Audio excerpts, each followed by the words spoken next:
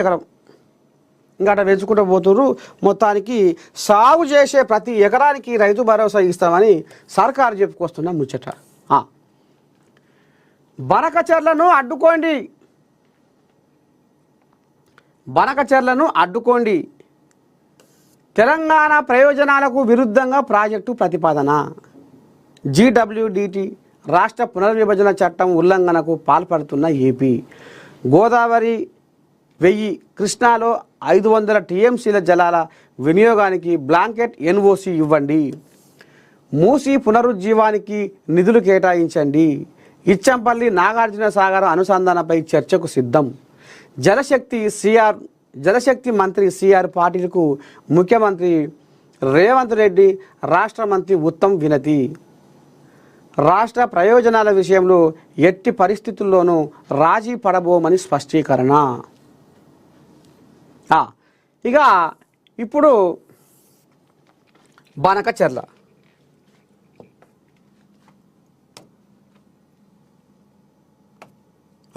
బనకచెర్ల గోదావరి మీద బనకచెర్ల, గోదావరి మీద బనకచెర్ల. ఇక మాకు రాయలసీమలో దరిద్రం కొట్లాడుతుంది. రాయలసీమను రతనాలసీమ చేస్తా అని గతంలో కేసీరావే అన్నాడు. రాయలసీమను రతనాలసీమ చేస్తా అని గతంలో కేసీరావు అన్నాడు. మాకు నీళ్ళు ఇస్తా అన్నాడు. ఇప్పుడు గోదావరి మీదంగా మేము బనకచెర్ల ప్రాజెక్టు కట్టుకొని నీళ్లు కొనబోతే మీకు ఏం ఇబ్బంది అవుతుంది? ఎందుకు మీరు అడ్డుకుంటుర్రు? అటట ఉంటుంది. బల సక్కమైనవనివే, బల సుఖమైనవనివే నువ్వు.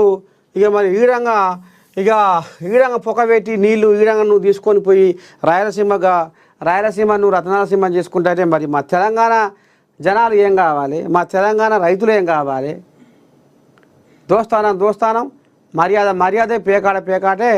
నువ్వు కాకపోతే చుట్టం చూపుగా ఇంటికి రా, నీకు మర్యాద చేస్తా, కడుపు నిండా బోబెట్టి తోలుతా. కానీ గిదే వేషం మా తెలంగాణ జనాల పుట్టగొట్టే వేషమని ఇక రేవంత్ రెడ్డి నిన్న మొన్న సచివాలయంలో అన్ని పార్టీల ఎంపీలను విలువనంపి కూడా మీటింగ్ పెట్టిండు అనేది కూడా మనం అందరికీ ఎరికే, మనం కూడా చెప్పుకున్నాం. ఇప్పుడు ఇక ఢిల్లీకి పోయిర్రు. ఎవరు? రేవంత్ రెడ్డి, ఉత్తమ్ కుమార్ రెడ్డి.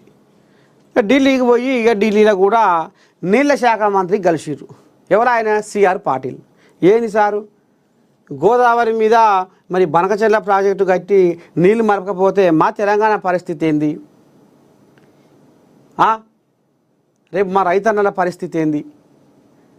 జనాలు గోడున ఇక ఏం లేదు, వాళ్ళు ఇక వాళ్ళ ఉసురే చాలు.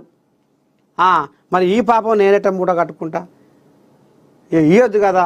మీరు కనుక పుసుక్కునా చంద్రబాబు నాయుడు మా కుడి భుజం అని చంద్రబాబు నాయుడు చెప్పిన మాటకు మీరు మరి కట్టుబడి పుసుక్కున్న అనుమతికి ఇట్లా ఇస్తే మాత్రము బాగుండదు.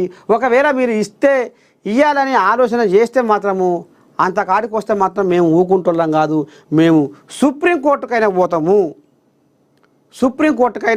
పోతాము అని ఇక ఇప్పుడు వీళ్ళు రేవంతమయ్య, ఉత్తమ్ కుమార్ అయ్య ఈ రకంగా కేంద్ర నీళ్ళ శాఖ మంత్రి CR పాటిల్కు మొరయ్యారట. ఇక ఈ కథ ఇట్లా ఉంటే అయ్యో మనము పక్కపక్కల వాళ్ళము, మనం అన్నదమ్ములలో కలిసి ఉందాం, మనకు పంచాదులు వద్దు. గతంలో నేను ఉమ్మడి ఆంధ్రప్రదేశ్ ముఖ్యమంత్రిగా ఉన్నప్పుడు దేవాదుల ప్రాజెక్టుకు నేనే శంకుమండ నాటి, నేనే కొబ్బరికాయ కొడితి. కల్వకుర్తి ప్రాజెక్టుకు నేనే కొబ్బరికాయ కొడితి. హైదరాబాద్లో హైటెక్ సిటీని తీసుకొస్తే నా కన్ను లేనిదే హైదరాబాదు ఇవాళ కన్న సంబూరంగా ఉన్నదా? ఇవాళ తెలంగాణకు ఇవాళ హైదరాబాద్కి వెళ్ళి అంత ఆదాయం వస్తుందంటే దానికి కూడా నేను ముఖ్య కారకునే. మనకు పంచాయతీ వద్దు, కొట్లాటలు వద్దు, ఏదన్నా ఉంటే నిమ్మలంగా అన్నదమ్ముల పంచాయతీ లేక మనం తశ్వ చేసుకుందాం. కానీ మీరు అనవసరంగా దీనికి అడ్డు రాకుర్రి, మా రాయలసీమ రతనాలసీమ అయితందుకు మీరు అడ్డుపడకుర్రి అని ఇక ఓ దిక్కు నారచంద్రయ్య కంకణం కట్టుకొని తిరుగుతుండట. ఇక ఆయన చెప్పుకొస్తా ఉండు మైకుల ముందర టీవీలలో. ఇక మరి ఈ పంచాయతీ వద్దు, మీరు పర్మిషన్ ఇవ్వద్దు, మీరు పర్మిషన్ ఇస్తే మేము సుప్రీంకోర్టు పోతాం అనేది ఏమో వీళ్ళు అంటారు, కాంగ్రెస్ వాళ్ళు అంటారు. లేదు మనం అన్నదమ్ముల పంచాయతీ లేక, అన్నదమ్ముల భూ పంచాయతీ లేక, అన్నదమ్ముల వ్యవహారం లేక మనం కలిసిమెలిసి గొడవ పడకుండా మాట్లాడుకుందామని నారచంద్రయ్య అంటుండు. ఇక మరి ఇది ఎట్టవుతుంది, ఏం కథ అనేది మరి ముందు చూద్దాం. ఇక ఇంట్లోనే ఇంకో గుసగుస ఏందయ్యా అంటే, ఆనాడే రోజమ్మ రొయ్యల పులుసుకు కేసీరావయ్య అలవాటయ్యి, రోజమ్మ రొయ్యల పులుసుకు కేసీరావయ్య అలవాటయ్యి ఆనాడే ఈ కథ అంతా రాసుకొని పూసుకున్నారు అనేది కథ నడుస్తుంది.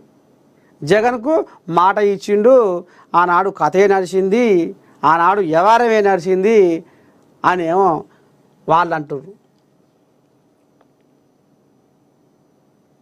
అసలు ఇక మరి ఈ కథ ఎట్లయితుందో ఏమవుతుందో కానీ మొత్తం మీద బనకచెర్ల ఇప్పుడు చర్చ అయిపోయింది ఇప్పుడు ఏపీలో, తెలంగాణలో. చూద్దాం మరి రేపు దీని మీద మరి కేంద్ర ప్రభుత్వం ఎట్లా స్పందిస్తుంది, ఏ రకంగా మరి తెలంగాణకు న్యాయం చేస్తుంది, అటు ఆ ఏపీకి